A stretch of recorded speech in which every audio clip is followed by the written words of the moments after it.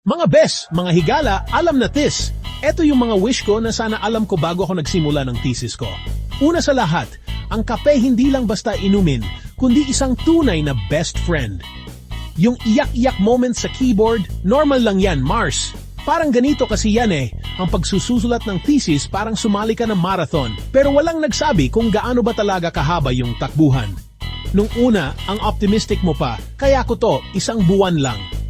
3 buwan ang lumipas, nag-go Google ka na. Pwede bang isite ang Wikipedia kahit minsan lang? Tapos sasabihin ng advisor mo, gawin mo pang mas concise. Ayon, rewrite ka ng isang sentence ng 12 times hanggang sa manghayku na lang siya. Pero ito ang importante, nakarating ka na dito.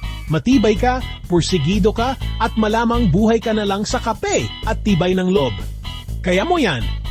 At tandaan ang pinakamagandang thesis, hindi yung perfect, kundi yung tapos na.